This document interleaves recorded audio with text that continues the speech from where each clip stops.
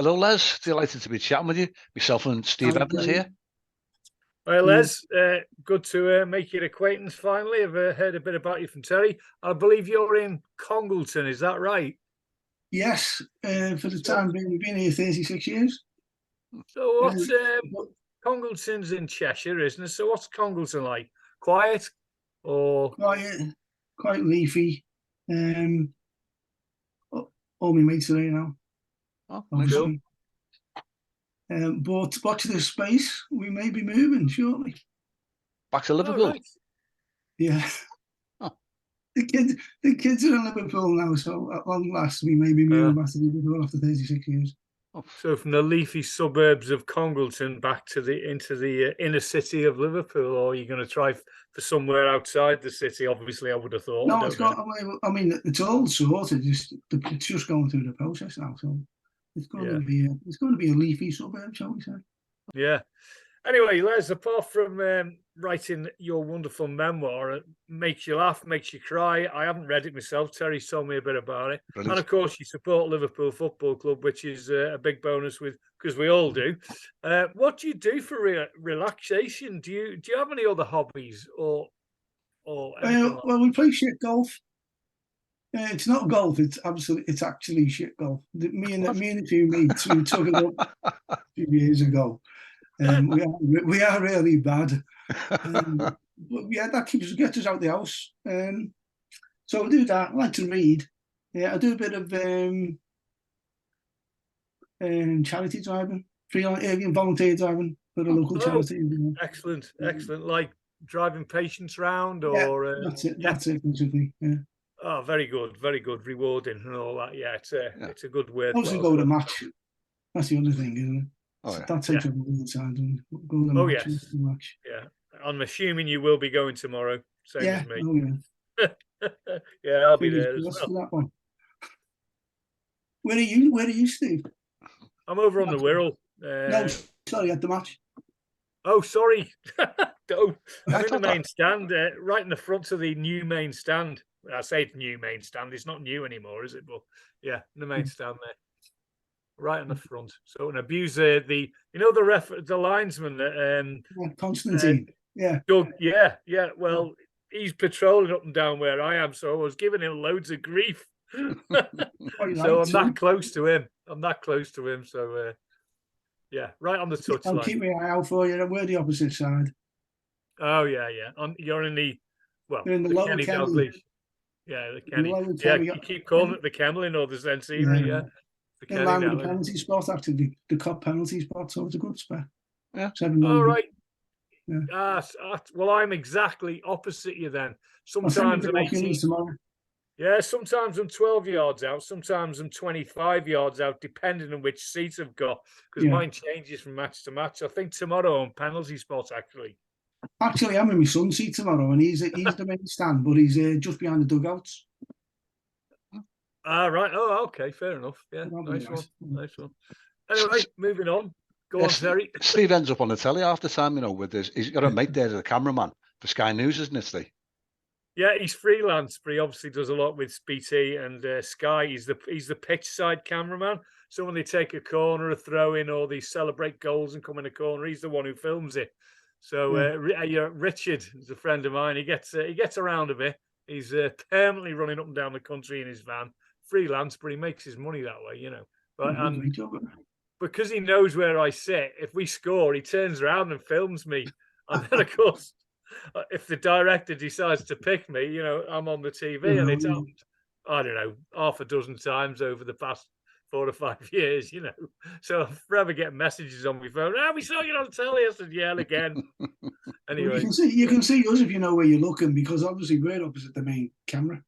Yeah. So if you know where you're looking and the ball's down in that corner, you can often see us.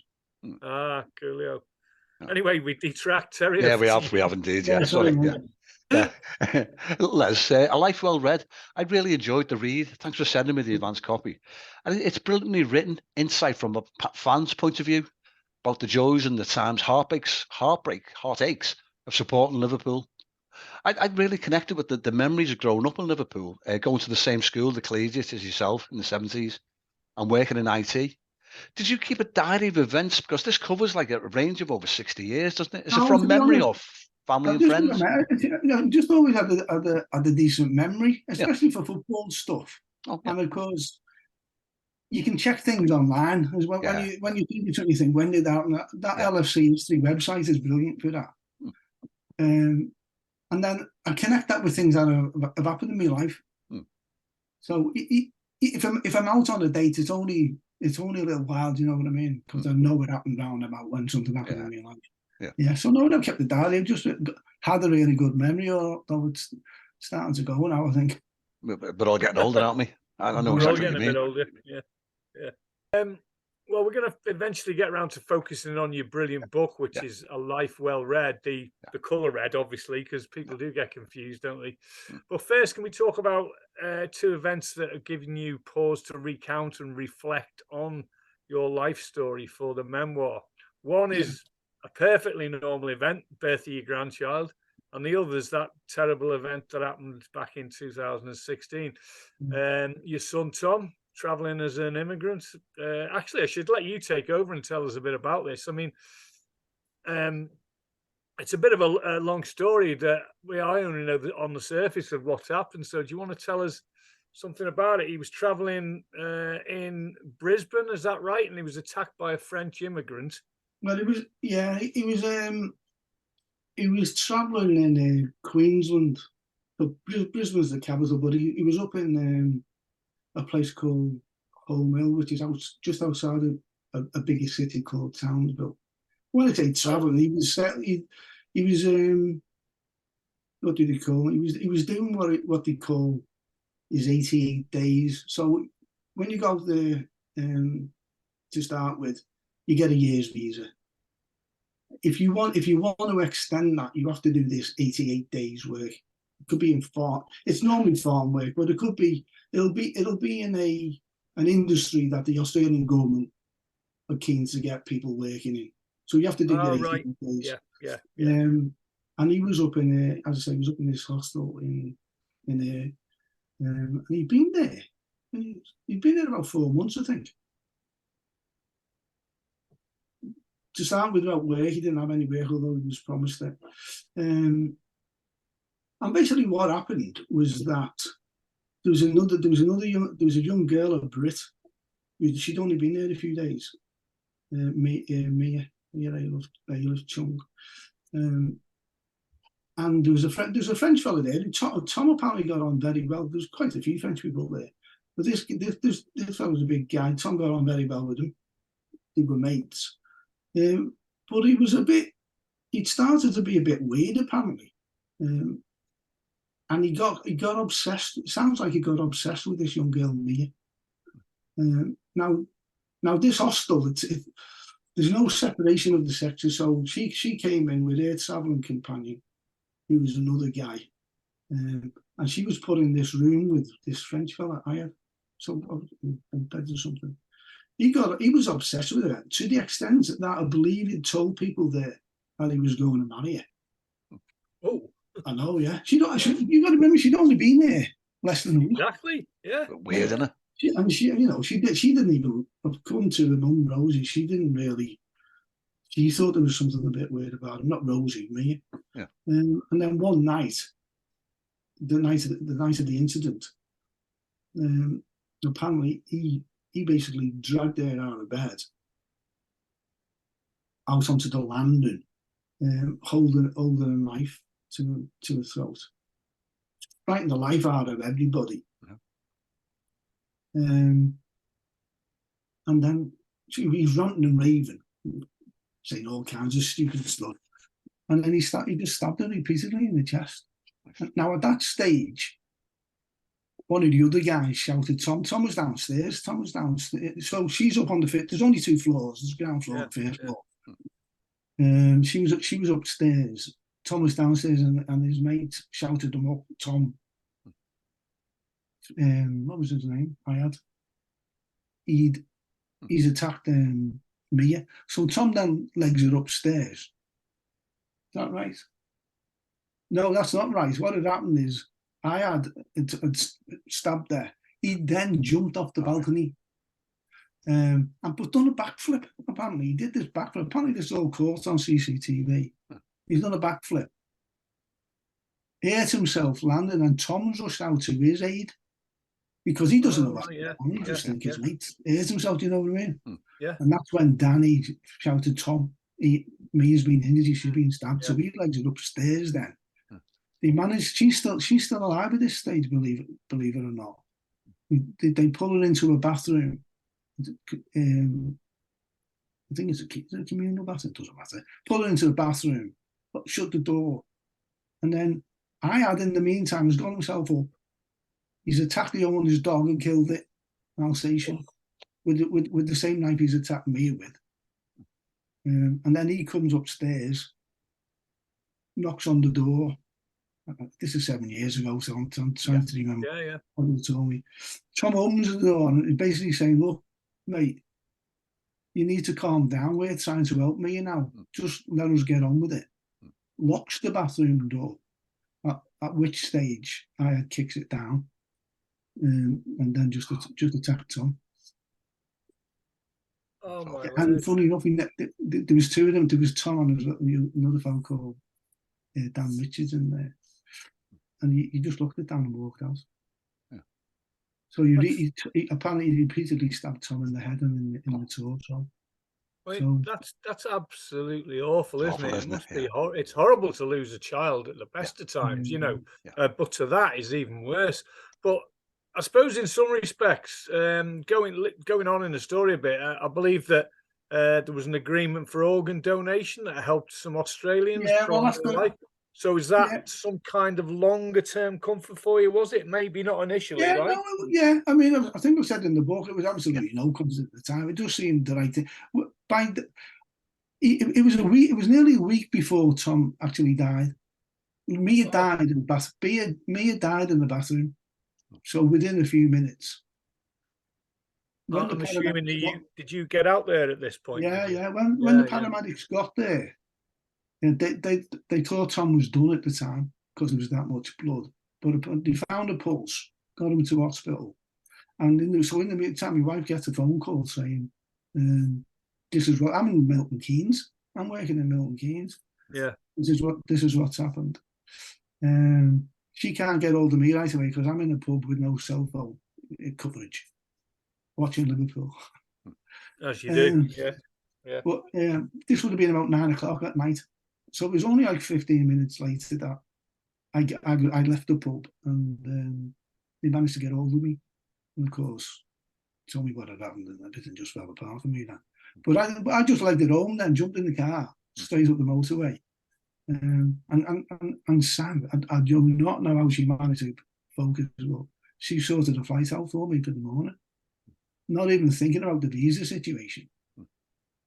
Because normally, but apparently foreign and Commonwealth have been sort of primed to.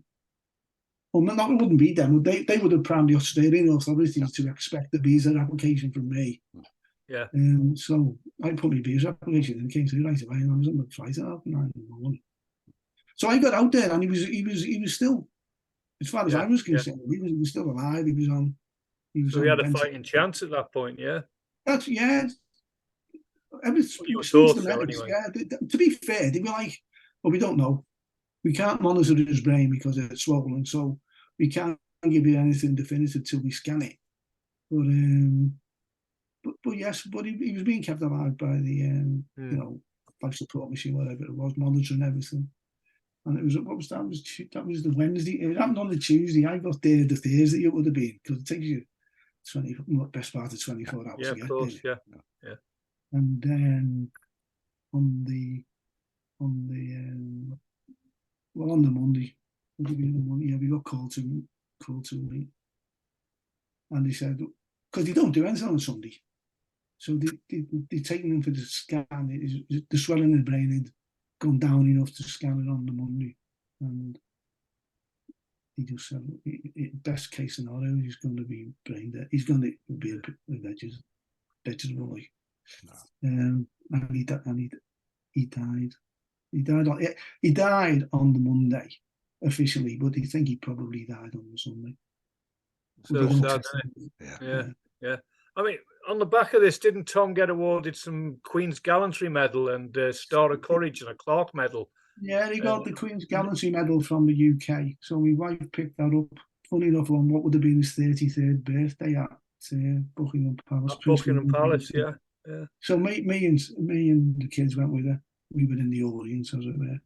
And he got the Star of Courage from the Australian authorities, and also the Clark Posthumous, is it Clark Posthumous Medal, yeah, from the Royal Humane Society of Australasia. And a Pride of Cheshire Bravery Award as well, is that right? Yeah. Pride of Cheshire from I think was that from Silk. It's from Silk FM, I think. Yeah. He also got some from Stoke, from Signal FM as well. I think that was they actually created a new award on the back of what Tom done. So it was a bravery award. He was the first winner of it, as it were. Recipients of it, and they award that every year now to an appropriate person. You know. So have you now got Tom and Mia's legacy campaign as well? Is that right? Yeah. It's not. I wouldn't say it's still. Yeah, it was basically Mia was Rosie's only child. Yeah. So at the same time, Sam was getting a knock on the door of a policeman saying your son's been attacked. Yeah. She was getting a knock on the door off 2 policemen saying, "How easy to say this, but your daughter's been murdered." No. The boy the words used. So as you can imagine, she was like a whirling dervish. So she went right after the Australian authorities.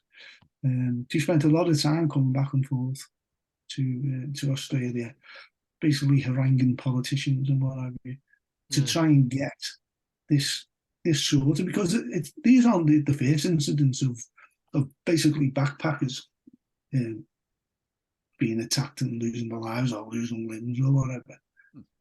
Okay, these are a bit. There's a lot of incidents where accidents happen because of poor health and safety, that type of thing. It's not like people are getting murdered all the time, but she really went after them. And with the latest trade deal, I don't even know if it's effective yet. But they're supposed to be removing this requirement for the 88 days for British kids. They say kids. Tom was 30. He only went because it was the latest he could go. You know, if he left it longer, he wouldn't have been able to go. Although it's being raised to 35 now. Yeah. But I think she's done now. You know, she's done what she could. I think she suffered death threats and all sorts of the farming community because she was going after them as well. Yeah. Which she really went after them, and really fantastic job. So just before we hand over to Terry, really, to talk about your book, I didn't want to dwell too much on this because I know it's quite emotional for you. But you also have a toast for Tom, is that right, on a Saturday night at 9 o'clock? Yeah, well, I was still in the States. I was still in Australia then. Was it Saturday night? Yeah, it was Saturday. It was the following Saturday, wasn't it? Yeah. So yeah, one of his someone he used to work with it was either him or Tresco in hospitality. He just put a call on Facebook to have this toast for Tom. This is after Tom had died, obviously. This toast for Tom at 9 o'clock on the Saturday night.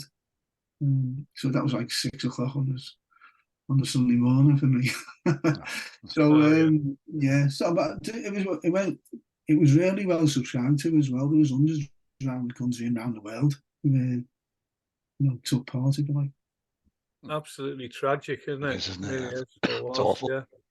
Les, the book itself, it gives in full detail. I think it's brilliantly written. I think any fan of football, any parents would enjoy that read. It's got highs and massive lows. But is this just part one? Have you got a part two where you've been working on that? Or maybe you got a work of fiction going around in your head with the writing book? I'm not very creative, Terry, to be honest. I wish I was. I am. You know what? I have thought about doing a comparison of the first 30 years of the Premier League versus the last 30 years of the old First Division. And I did. I started doing something, but it's quite dry, because all the facts and figures and. It's interesting how much of a mirror image it is, actually. I mean, Liverpool's record pre-Premier League the last 30 years is almost identical to United post. Oh, yeah. Yeah, it's funny, Do you though, know isn't what I it? mean? Yeah. But it's important to say that over the 60 years, Liverpool come out on top. I knew you were going to say that. Who knows, I might eventually get around it, but the longer I leave it, the less likely I am, because that 30 years, it's only just 30 years. Was it last season? It was up, wasn't Yeah, it? that's right. The longer I 92 leave was. it, the less relevant it's going to be. And of course, when the Reds aren't doing so well, they've got to have less enthusiasm for it. Yeah, I know what you mean. Yeah. As you do. Yeah, absolutely. Yeah. Now, with this book, you went down there the indie road or the independent road for publication. Did you have a little go at getting a traditional publisher? Did you find the frustrations with that were difficult, or didn't you bother with that?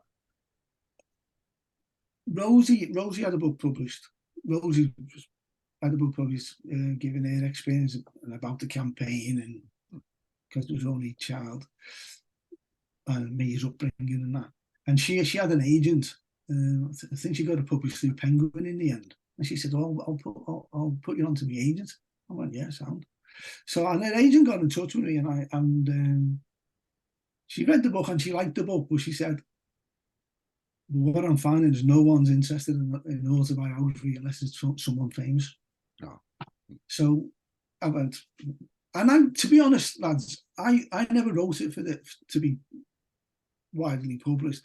I wrote the chapter on Tom as a cathartic exercise for me, if you like. I got just got that bit out of my system. And then blame you. Yeah.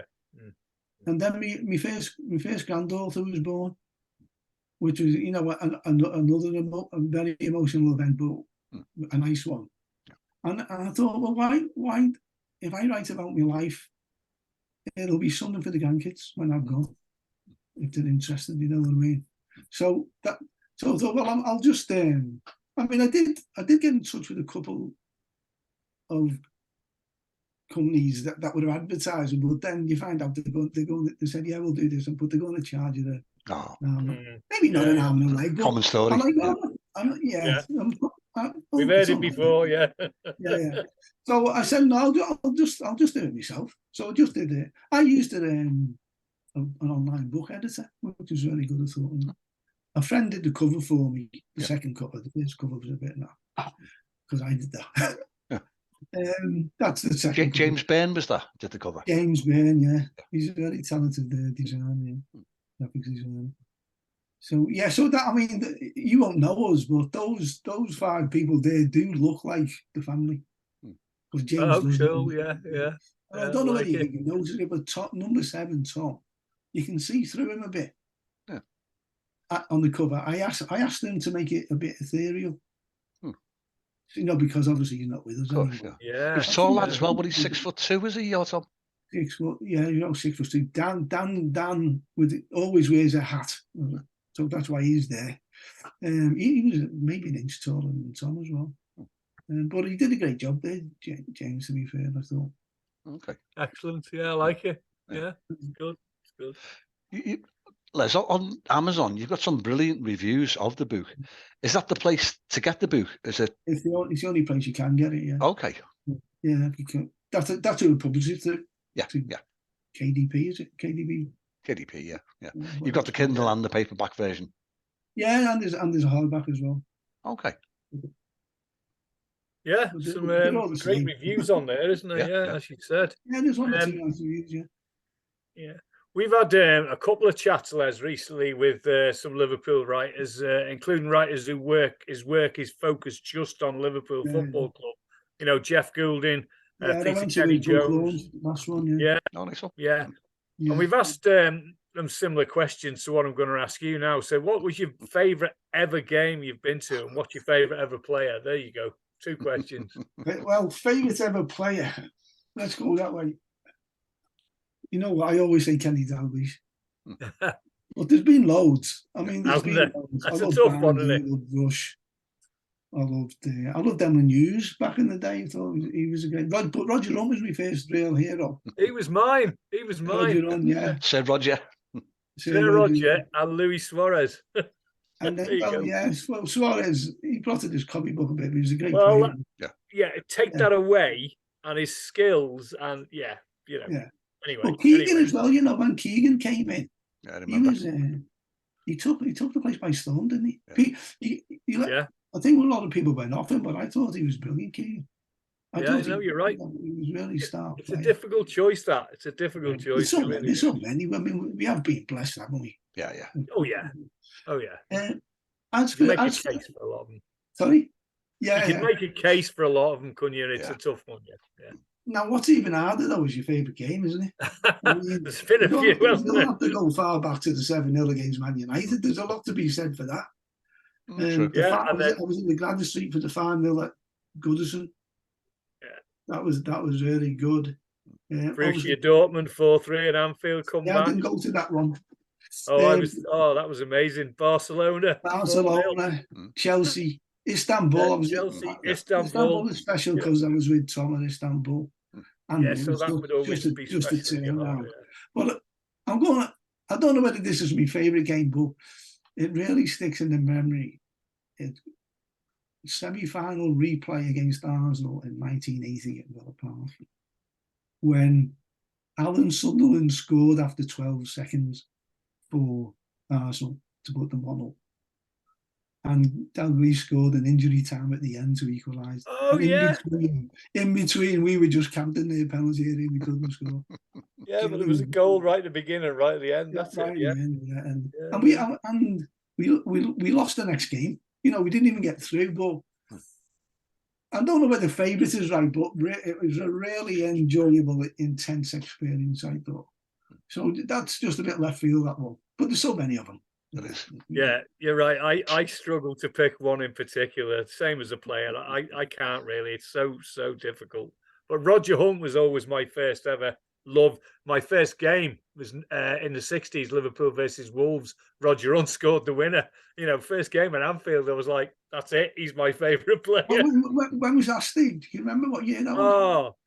1967-ish, 68 maybe. I can't remember exactly. Well, mine was 68. I was in the boys' pen for the Leicester game. We beat them 3-1. Hunt didn't play. Hunt was injured. I was gutted. Yeah, I was in the Anfield Road end. My uncle took me, so I never got in the boys' pen for my first game. But hey ho, yeah. That was we can talk about this all day, couldn't we? I know. We've connected on Twitter. Are you using any of the social media to promote A Life Well Read, or is it just Twitter?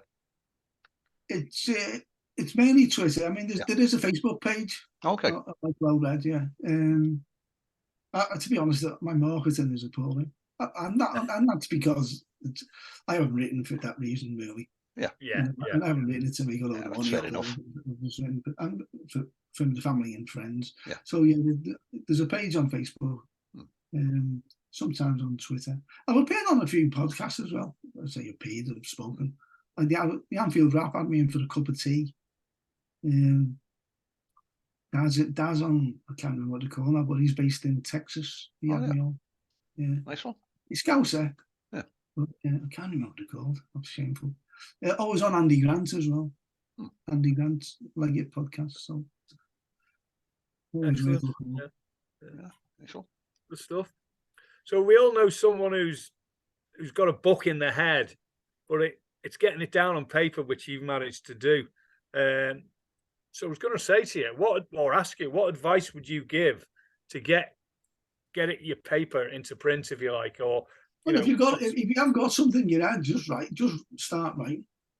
Yeah, I answered my own question there in a way, but yeah, by saying get it down on paper. But is that what you'd say? Yeah.